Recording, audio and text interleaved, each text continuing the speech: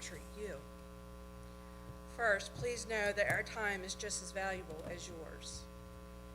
Having us wait for almost an hour without even any acknowledgement to let us know you are late not only frustrates us, but leads us to believe there is something going on you do not wish us to hear. I understand that people came unexpectedly, but we are no less important than they are, even if they are an elected official. Second, do not assume that our lack of understanding a discussion you were having in a Board of Supervisors meeting was our ignorance or lack of education. Perhaps it was your lack of effective and thorough communication. Third, we are not you people. We are the people.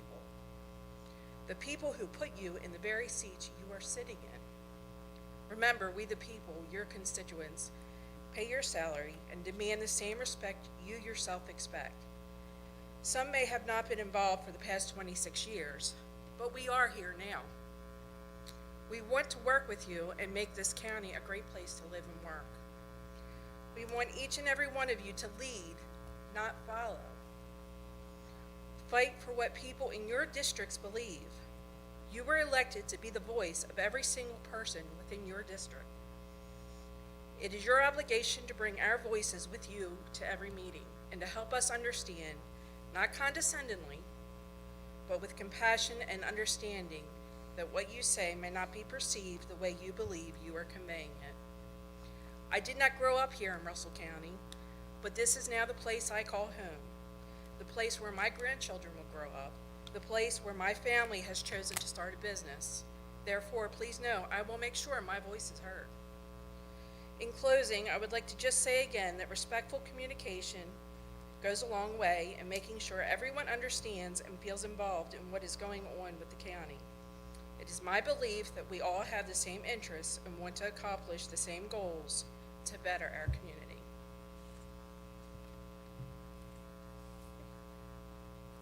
All right, our next person on the agenda is Sean Vance. If you'll state your name and address, please, for the record. My name is Sean Vance. I live at 99 Willow Springs, District 1, Tim Lovelace's district. ID 10. I had concerns about the monument up here in town. I've made a few phone calls on my own. I talked to Tony Doty and so forth, so on, and still have not got an answer exactly who owns the statue. So if somebody here could enlighten me on that, I'd appreciate it. The only thing I have really heard is, since I do not live in the town limits, that I don't have much to say about it, I don't believe. I mean, that's the way I took it. So if I was incorrect on that, I'd like to be informed on that also. So if somebody sitting up here now could tell me, do any of you know who actually owns the monument and responsible for the monument?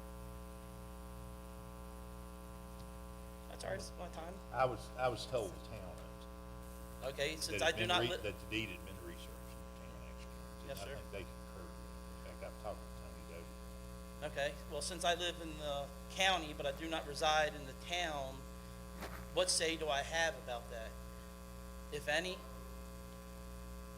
Anybody? I'd say you've got, this is not a question and answer period. I You understand make that. It's a statement. So comment, I'm gonna yeah. answer you. I think you've got the right to make any statements you wanna make about it. Well, I mean, You may not have a right to vote in a referendum or anything of that nature. Well- That would be just for the town residents. But I think you can, it's one of our constitutional rights, to speak our piece. well, I also had gotten a copy of your old budget that you had put out, and I would say, back to my understanding of it, that I would imagine that some of the money in the county trickles down into the town. So if there's somehow or another my money that I pay in taxes trickles into the town and they're using it for the town, then I should have a say.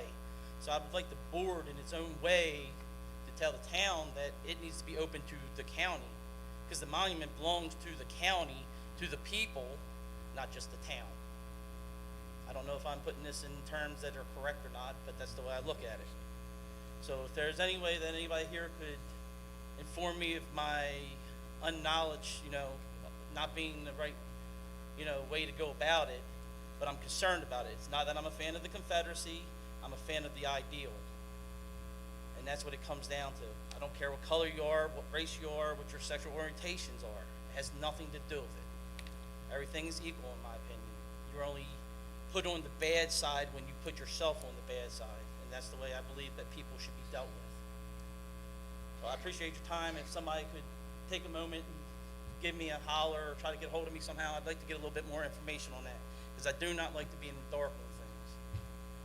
I'm not as well spoken as my wife, and she's reminded me of that when I come in here, so I try to maintain my volume. Thank you. Thank you. Thank you.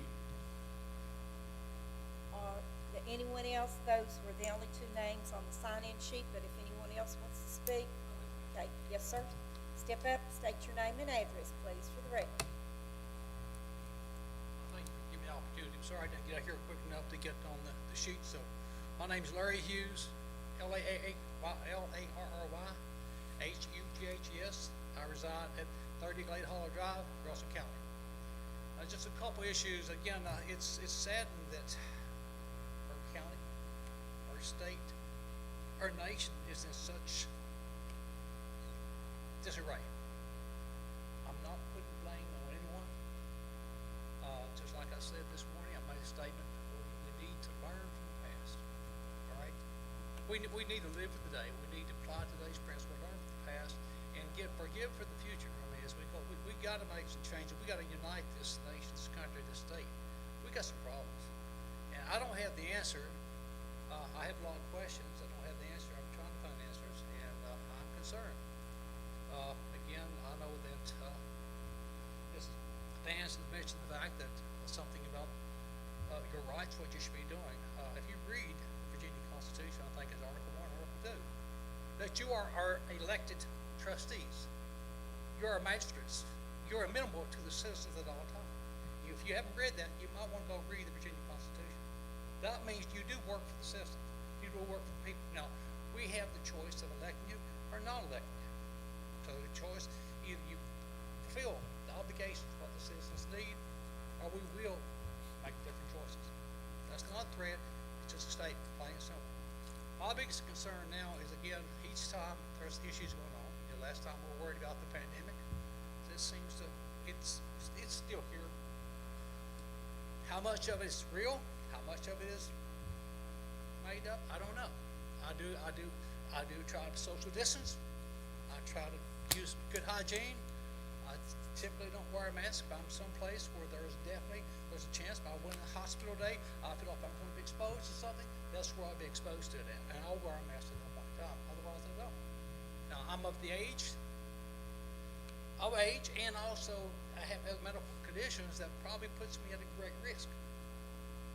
But when I have nurses that I know very personally that don't see anybody, haven't seen anybody walking through this whole pandemic and seen none of themselves, maybe one or two, and I only know one death with this nursing community I'm dealing with.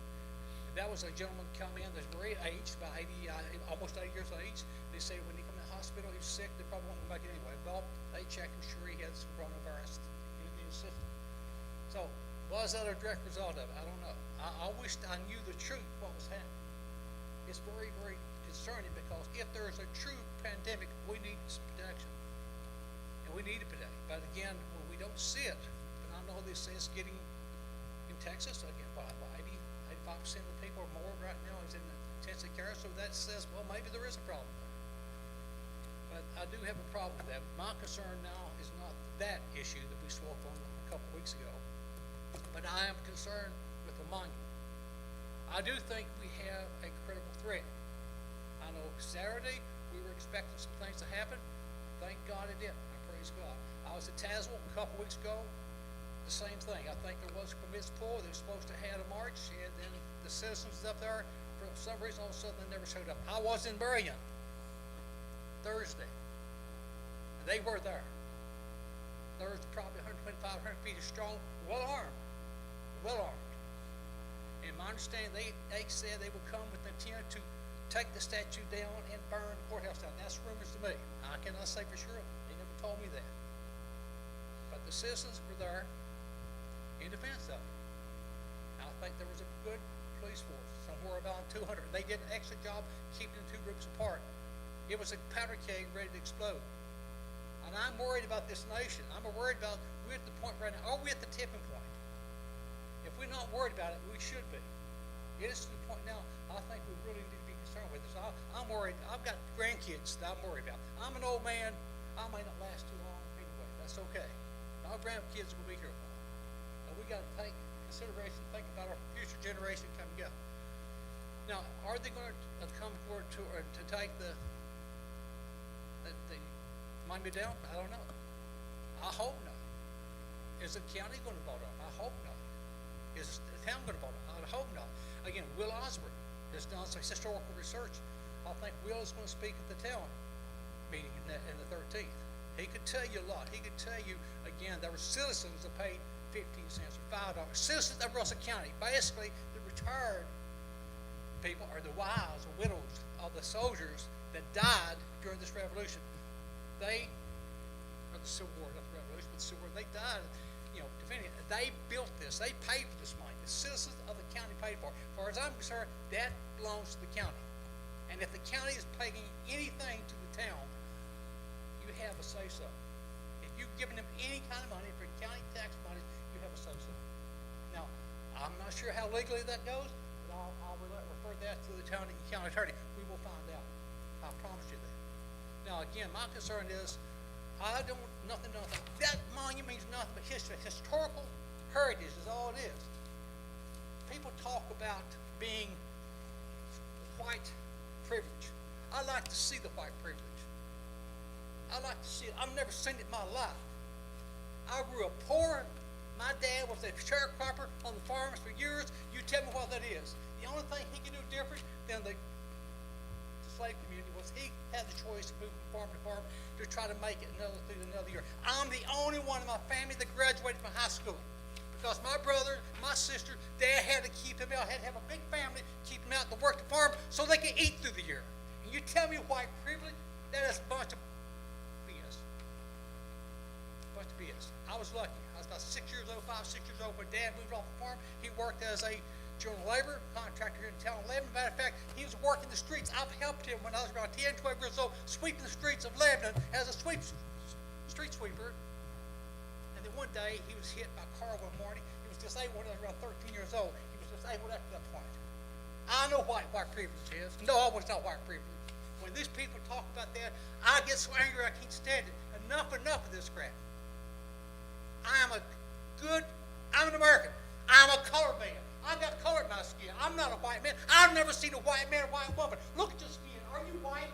I'm a colored person. I have black blood in me, baby. I'm not sure. I know I got Indian blood. I got white blood, Irish blood. I'm proud of all of it, not just one of them. All lives matter. When they say black lives matter, you're talking to them. No. It's white lives don't matter. Black lives. I'm sorry. All lives matter. All lives matter. And I'll tell you this. I was in Marion. And that's what I told the interview. I said, I'm here to protect the right to protest for everybody. You protest peacefully. You handle this legally, I will back you 100%. When you come up here, you threaten to do these things, and nothing but Black Lives Matter, no, I will not defend that. That's racism. They tell me I'm a racist, that's racism. Enough is enough. And I would expect, and I know there is some concern, if you put some type of resolution out there, it may draw attention to us. Attention's already been drawn. I was told with 2 factors. One from the federal, one from a police department. It was expected to be here Saturday. It was expected to be in Tazewell the week before.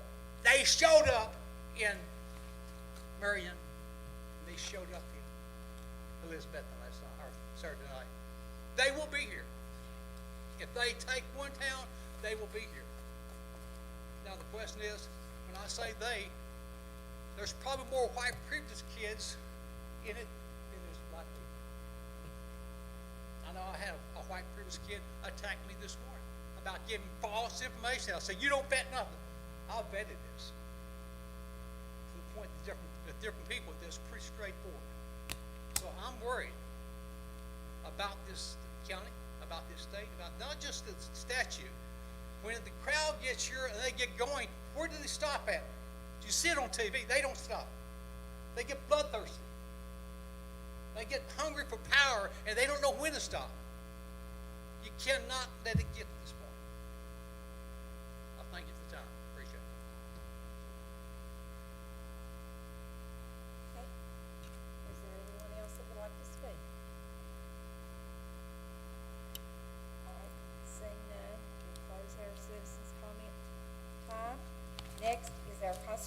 officers, reports and requests. And seeing none there, we will now turn over to our county attorney, her reports and requests. There's 4 items, please. Thank you, Madam Chair. The first 2 documents that the board has before them are 2 resolutions from VRA, and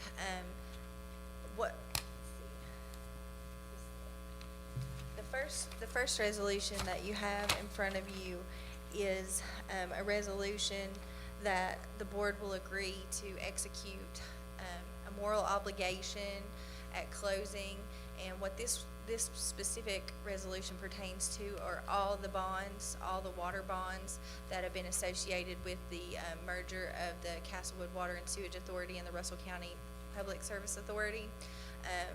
What is contemplated is that there will be several bonds will be combined into 3. The board actually already has done moral obligations for all of these individual loans, so this is really not anything new, but this is just executing new moral obligations for the 3 combined loans. So you need us to make a motion to Yes. approve this? To make a motion and to allow the chairperson to sign, authorize the chairperson to sign. All right, that, we have a motion for this? Madam Chair, I'd like to make a motion, we approve this resolution of support and authorize the chair to sign whatever documents are necessary to facilitate the closure of this agreement. Do we have a second? I'll second it. Thank you, David. All those in favor? Aye. Anyone opposed? All right, Katie?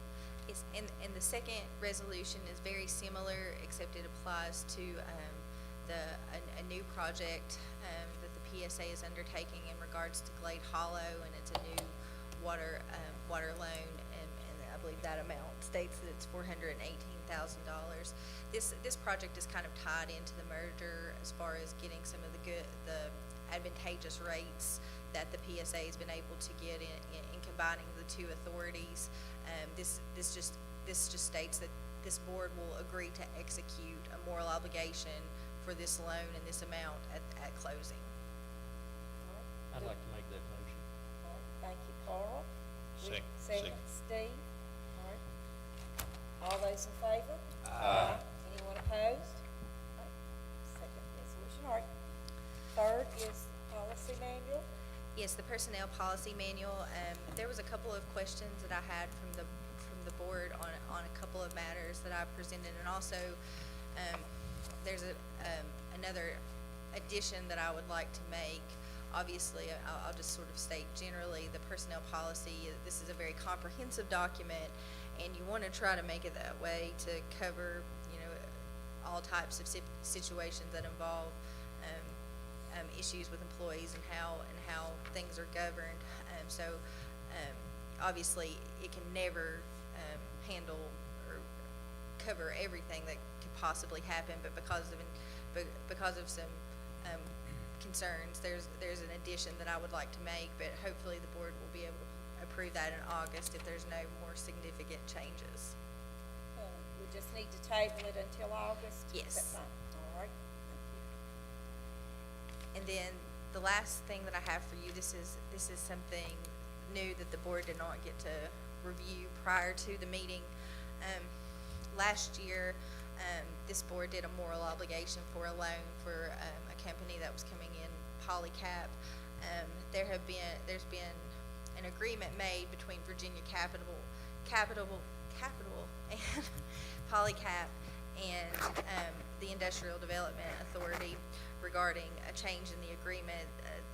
The basic term that's being changed is that the company in the definition in the lease was defined as Polycap, and for the purposes of this specific loan and with the equipment lease, that will be changed from Polycap to Greenfield ICI Holdings, which is another company that the Polycap company owns. It does not change the terms of the moral obligation that we passed. It's just because we have that moral obligation, they had to request our approval for this change as well.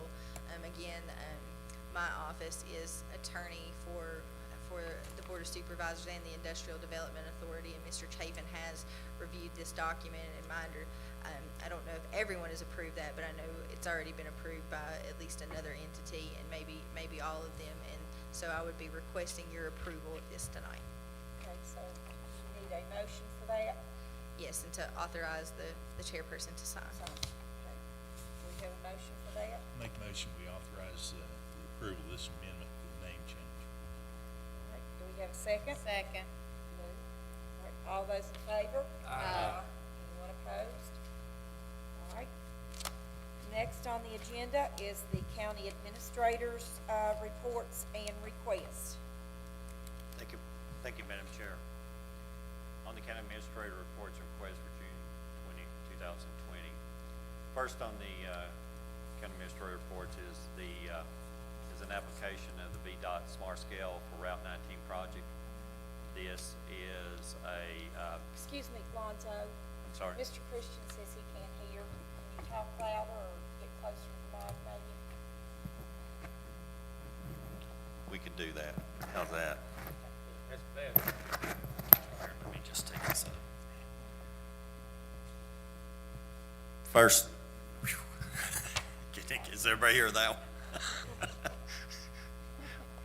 It woke everyone up. Sorry about that. First on the county administrator reports and requests is the VDOT Smart Scale application for the primary route.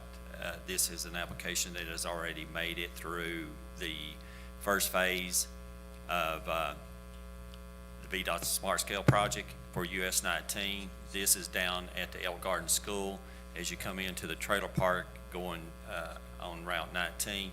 As you come over the hill, this is that super elevation that's there that everybody, it's super the wrong way. We have a lot of accidents on the vehicle trucks through there. You'll see a lot of accidents coming through there as you go over the hill and come down to the Elk Garden School. They're going to cut that down some. This is already made it through the first one. It is a $2,673,000 project that is already made it through Bristol District Smart Scale under the first phase one. The second one on the county administrator reports and requests, of course, is the VDOT Smart Scale Route 58, another primary. This one is going in down off the mountain to where St. Paul is. This one is at the turn lane improvements coming out of Sundown Drive, and it is an approach that a cross lane and a turn-in lane that they have problems with coming down the mountain and getting off in time without the cars into the curve. So this will give a great opportunity to fix that safety concern too. Next, and then on that project, that is a $1,210,000 proposed project. On that first one, Lonzo, will it get the turn lane situation solved where you get over in the turn lane in front of Elk Garden, you're sitting on your side, about to slide into the yard? Will it raise that up as well? Is that part of this? The Elk Garden project right now, the terminus from and to is beginning at the trailer park all the way to the end of the school route, where you go on to Route 80.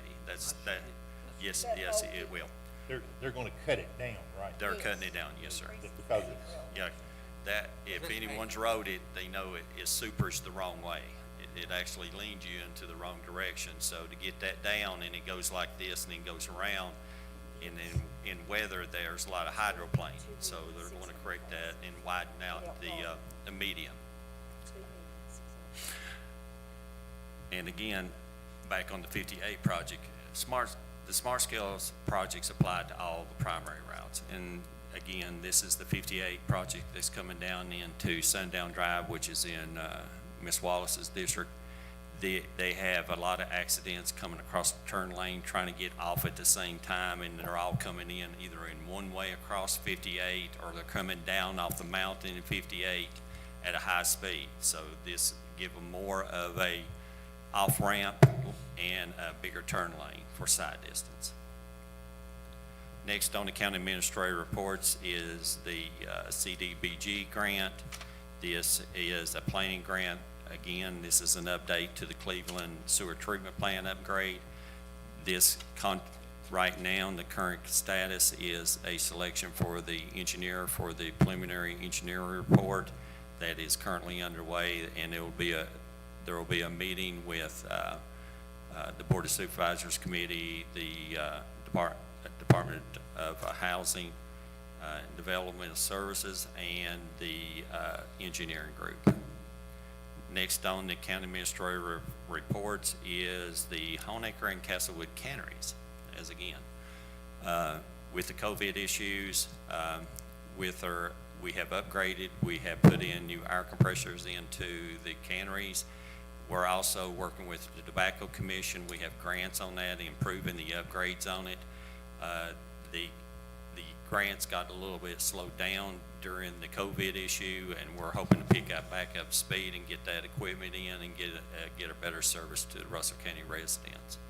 That is at both the Honaker and the Castlewood. It will be opening up July the 14th for operations. So anybody wanting to use it, they're in great shape. These are 7 of the ones in the state of Virginia.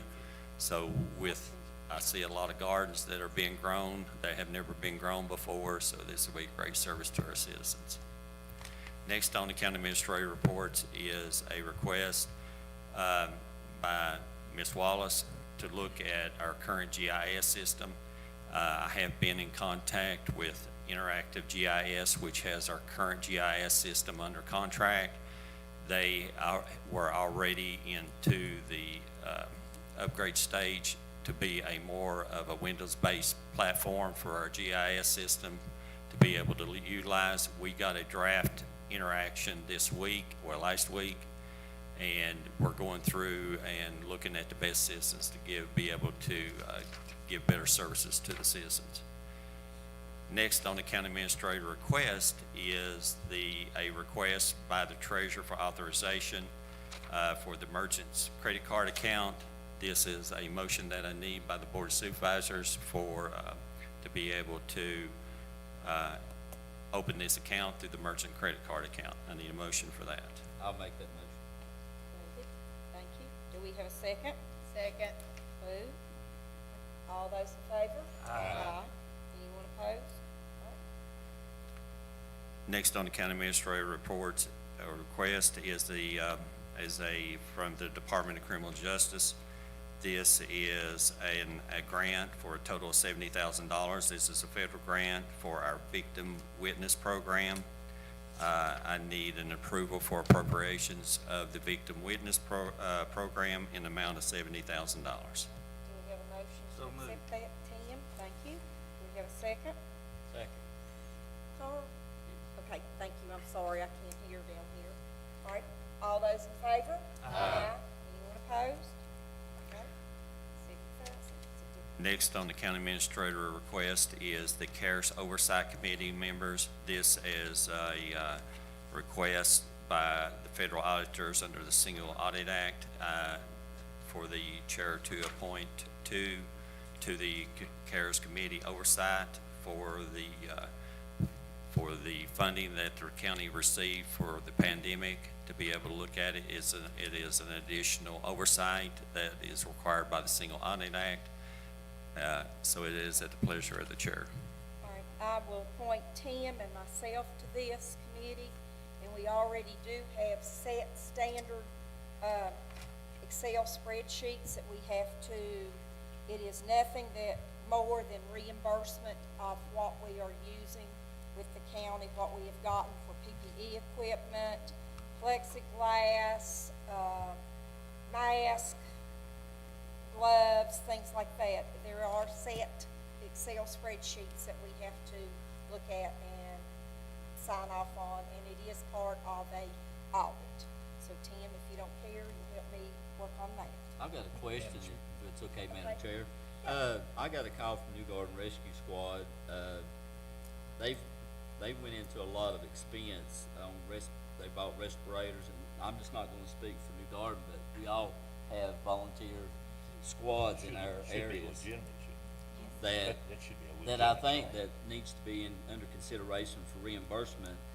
Also, they had informed me that they have came out now with a, special type of rescue type equipment that will sanitize the insides of the squads, and I don't know about fire departments, but I think all that needs to be looked at. Madam No Chair, problem. Yep. also, when you do those drawdowns, Lonzo, I want a copy of it to review Yes, sir. after they're completed, after the committee looks at it. No problem. We'll get those to you. Yes, and I think, District Representative Eaton, that he brought that up, because that has been some of the things that's come across, my desk too. And these are important things that we make sure that our rescue squads and our fire departments have all the best that they can have during this time. And I think everyone's a little skittish of everything, so I appreciate your mentioning that, David. Thank you. Yeah, we'll see that, and Alonzo, you see that you reach out to all of them, that they get the equipment that they need, and that we get this, because I know he's already been working with the town of Lebanon, Honaker, St. Paul, Cleveland, with their each portion. There is a formula based on the number of people that are served in their town, and they've already met, in fact, here to see that they do get reimbursed. And yeah, please do reach out to all these folks. We need to see they have everything they need. If I may add on to that, we have, as far as the first responders, our fire, our sheriff's department, and the ambulance services, first responders, we have been giving, supplies, PP&E through FEMA. One of the advantages of the CARES Act, it does give them an advantage to be able to get more than just what they're using.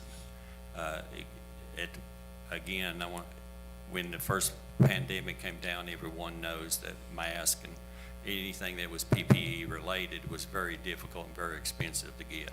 So we had a difficulty in ordering, and that was nationwide. But right now, the fire and rescue and first responders have theirs, but this gives them an opportunity to be able to get what they need, if this continues, to be able to stay. So some of the squads have already reached out to my office and the board of supervisors, so this will be something that Ms. Dye and Mr. Lovelace will be taking a look at. Yes. Lonzo, it'd be Yes, nice sir. if we had something like a white page of an instruction sheet or an explanation to educate these people. It's the unknown is what. I believe they already have one. Didn't you give that? Give to I the know, I towns? talked to C.H. Wallace, and he said he hadn't got a call back, Mayor Wallace. We briefed his assistant, me and Alicia did, last Thursday. Let's explain how this money was allocated. The money, there was a list made out by the state, and it was based on population. That is correct. Okay, so everybody knew what was coming down. That's But within that money, the towns, each of the towns had allocations based on their population. That is So correct. theirs will be drawn down from their allocated funds, and the county will be drawn down from their allocated funds. We have until December, the end of December, to utilize this money. And if we don't use it for these legitimate causes, it goes back to the state. That is correct. That is And correct. it is for reimbursement. It's not, it's what they can show Yes. to us that they have used and spent. And they do have an exact Excel spreadsheet that each category goes in, how much it is, and it automatically calculates it for us. Yes. Again, just to reemphasize to the board members, this funding is only dedicated to the COVID incident. This is, and I've got another question, and Yes, this sir. maybe, it may not be related to this. Are there COVID funds available to community organizations? Is there another pool of money? Is this just for the county? it does reach out to other organizations, but what, again, our guidelines is under the Single Audit Act and the state and the federal guidelines is, it has got to be COVID related. There was a lot done COVID related. Yes. For example, and I'll throw this. The reason I'm asking is excuse me, I saw an application form somewhere, and I don't recall where it's, I've got a copy of it here somewhere, but it was an application, like a one-pager that you could apply for a COVID thing. And I just wanted to know, is that the county's, the same money that's coming from the county, or is it a different pool of money? Well, each county has an opportunity to look at these nonprofits that is COVID-related donations. Also, the towns that have the entities and businesses and their organizations within them, they're to use that money in the same capacity. What money we gave them is to cover that population within the town of Lebanon, the town of Honaker, it's not the town of separate. Cleveland, and the town of St. Paul. So they get to use that within their boundaries for the same type of guidelines. It has to be COVID-related, either PPE or organizations that is tied to services that is COVID-related for the Question pandemic. was, it's not a separate pool of money, No, it's the same pool. it's the same Okay. pool of money. Yes, sir.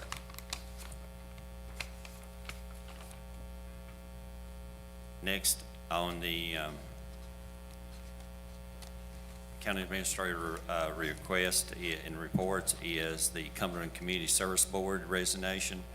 Mr. Donnie Ramey, he sent a letter to the Board of Supervisors, and he thanked them for the opportunity to serve on the Community Service Board, but due to his work schedule change and other commitments, he will no longer be able to provide, the time and service that he feels that he needs to do, and he really appreciates the opportunity to have to do so, but regretfully, he is resigning. So I need a motion for acceptance of the resignation. All right, if we go, let's have a motion to accept his resignation. So moved. Steve, a second? Second. Lou? All right, all those in favor accepting his resignation? Aye. All right, we we've do already- have someone that, that has put in her application, so if the board wishes to do so, I'm ready to fill it. Uh-oh. I'll nominate Michelle Vance. for that All right. position. I'll second. Okay, Make a motion that You didn't know you nomination were cease coming to work tonight. and Michelle be nominated by acclamation. Second. Tim, Steve, all right, all those in favor?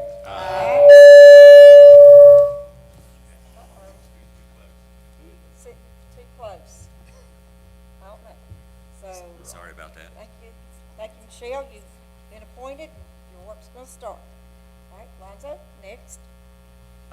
Next on the county administrator requests and reports is the Russell County Planning Commission plat. This is for the Robert Dickinson and Donna Dickinson boundary line adjustment. I need a motion for approval for the Russell County Planning Commission boundary line adjustment. Do we have a motion for that? So moved. David? Yes, Could you, okay, second? Second. Tim? All right, all those in favor? Aye. Abstention? Okay, Lou, thank you. You'll abstain. All right. Madam Chair, that concludes the county administrator reports and requests. Okay. Next, we have any matters that are presented by the board members. They want to discuss anything. Tim? Not tonight, Madam Chair. Lou? Yes, in the past couple of years, we've had, the building official give a report on some of the, properties within the county that do not comply with the ordinances. And, I have had a couple of more complaints, particularly on some of those that we've already got on the books. And, I don't want to embarrass anybody tonight, but I'd be happy to let you all know who I've had calls from.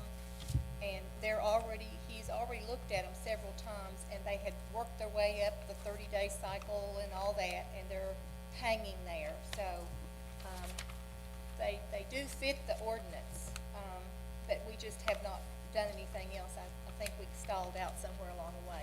So I've had that request, to take care of that, so I want to do that tonight. If we can do that, and I'll give you all the information afterwards, okay? Thank you, Ms. Wallace. Carl? No, Madam Chair. Okay. David? Yes, ma'am. I just have a couple of things. I just wanted to speak briefly on Mountain Movers, and something that we're working on through Mountain Movers is a Habitat for Humanities project.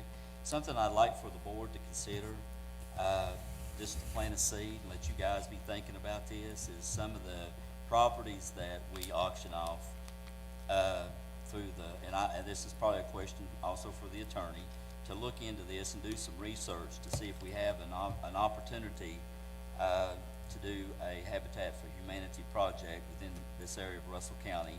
To be able to, we've met with Dr. Wright and his wife.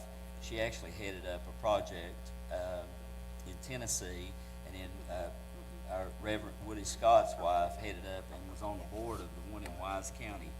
And those two, we've kind of put it on their shoulders to be able to look into this a little deeper. They have made a lot of communication with Habitat for Humanity in Tennessee.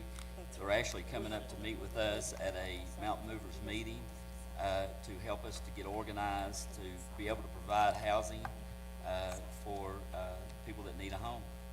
And we know that there's a great need. We all talk about it on this board of the need that's there. And I just wanted to brief the board of what we've been discussing through Mountain Movers. And also, I would like to commend all the areas that had their 4th of July fireworks.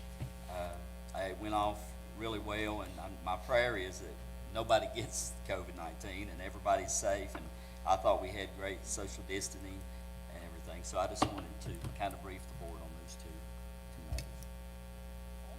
Steve? Yes, ma'am. I'll put my plug in for Mountain Movers and the Habitat for Humanity. I've seen this work in some other areas, and there's all sorts of different housing issues. Could be recovery-related housing, could be housing for the elderly, could be housing for low-income folks. But it's a great system, and frankly, it doesn't require a whole lot of funding. You get enough money to do that first house. The people, you just don't give it to them; they buy it. They had a greatly reduced cost, and they put sweat equity into it. But the money for the first house and the sale of the first house will generate for the second, and third, and fourth. So, and there may be a possibility that Dr. Wright had talked to him about maybe even a restore facility. They have it's kind of like a Goodwill store where they resell merchandise and stuff, which I think would be a good thing. But I wanted to address some of Larry's questions, I guess. And Larry, when you're talking, I know you get hot and bothered, but you're preaching to the choir up here now. Okay. There's a lot of us feel the same way about it. There is an existing statute in place, and I'm gonna give this to you. It's right out of the Virginia Code, 18.2-137. It talks about injuring any property, monument, etc. And it talks about the penalties for it, up to $1,000 of damage. It's a Class 3 misdemeanor. If it goes over 1,000, it's a felony. And there's a code section that it references that describes what's in there, and it includes all war monuments. And I think this, at some point in time, I would be amenable to looking at some sort of ordinance. In fact, I'd like to put a little more teeth into it and maybe go. We can be more stringent. We can't be less stringent than what the state is, but we can be more stringent. I think you're right that eventually they'll get around to us. I don't know when it'll be, but eventually it will. And we need to be working on this right now. It'll require public hearing. A resolution doesn't mean squat, but an ordinance has teeth to it. I'd like to go up to about $2,500 and/or community service. I would rather see them out there cleaning it up, fixing it. Took a toothbrush to scrub the paint off of it than to have their money. So that's my take on the whole thing. And/or. Maybe and/or, you know. Here, that's for you. That's all I have. Okay. Mr. Christian, you have anything to say? I would That's like right to out the say, code, Larry. Yes, sir. to Mr. Vance and Mr. Hughes, when I first got word that they may try to do something to the monument, I called Tony Doty and spoke to him, and he said he felt sure that the councilman would not vote and remove that. I talked to another councilman, he said, he advised Tony not even bring it up, therefore they wouldn't take action one way or another. That would be a better, step to take, but not to take down. I have been a member of the Southern Confederate for about 27 years, and I'm strongly in support of it. We've cleaned the graveyard up back on from Library Street. It needs cleaned up again. So I am very much in support of the Confederate monument or any other monuments, historical monuments. It's no time to take them down. If it's ever, it's the time to leave them standing. And that's my opinion. All right, the only thing that I have to say is I would like to thank, Mr. Ryan Ferguson and the, PSA workers that they have installed the new trash site at Cleveland Elementary. And I understand it's quite nice and it will be manned, and it's right there at the school. There's a paved road getting to it. So I would like to thank all those folks that have, been working on that. All right, we also have been invited by the IDA to go to Union, West Virginia to look at a project that they are, going to look at. And it is my understanding there will be 3 of us board members that will be traveling to see that. So with that being said, we will have to have a reconvened meeting on Wednesday, July the 8th at 8 o'clock, meeting here because 3 of us will be traveling together. So at this time, I will take a motion to reconvene for Wednesday at 8 to go to visit that site. So moved. Steve, thank you. Do we have a second? Second. Horace? All right. All those in favor? Aye. Okay. We're finished for the evening. Thank you much.